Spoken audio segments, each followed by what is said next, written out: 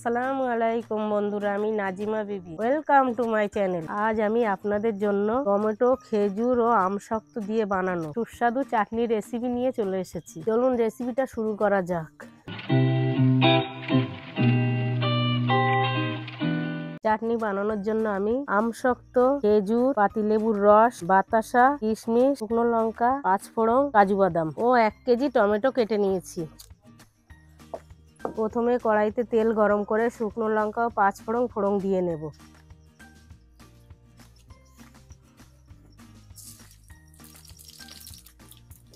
এবার কাটা টমেটোটা কড়াইয়ের মধ্যে ঢেলে দেব।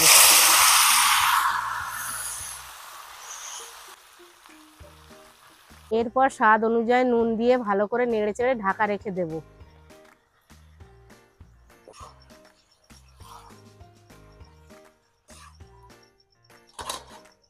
টমেটোটা ভালো করে সিদ্ধ হওয়ার জন্য 5 থেকে 10 মিনিট ঢাকা দিয়ে রাখবো।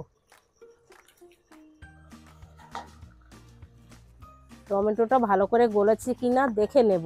যদি একটু শক্ত থাকে ভালো করে সিদ্ধ করে নেবে। এরপর পাতিলেবুর রসটা ঢেলে দেব।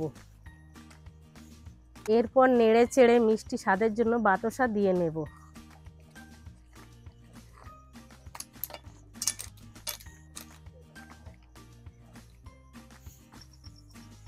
এবার আমসত্ত্ব, খেজুর, কাজু বাদাম ও কিশমিশ দিয়ে দেব। এরপর নেড়ে চেড়ে ঝোলটা শুকিয়ে নেব।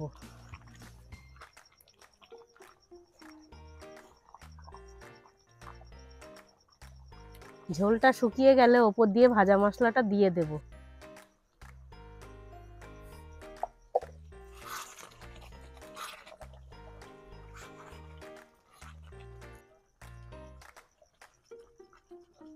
ভাজা মশলাটা বানানোর জন্য আমি গোটা জিরে, গোটা ধনে, শুকনো লঙ্কা ও তেজপাতা ভাজা করে গুঁড়ো করে নিয়েছি। মশলা দিয়ে ভালো করে নেড়ে চেড়ে একটা পাত্রের মধ্যে নামিয়ে নেব।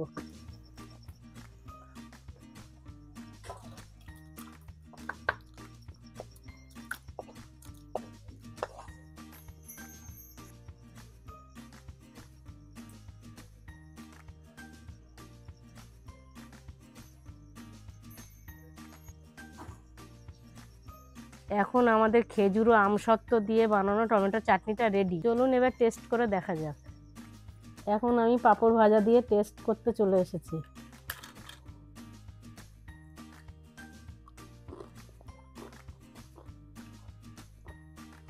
চাটনিটা খুব সুস্বাদু হয়েছে ও মশলাগুলো সবই ঠিকঠাক হয়েছে। পাঁপড় দিয়ে খেতে আরো খুব সুন্দর লাগছে। আপনারাও এইভাবে বাড়িতে বানিয়ে খেয়ে দেখবেন। ভিডিওটা ভালো লাগলে লাইক, শেয়ার ও সাবস্ক্রাইব করবেন। আপনারা কোনো রেসিপি জানতে চাইলে কমেন্ট করে জানাবেন, তার উপরে আমি ভিডিও বানাবো।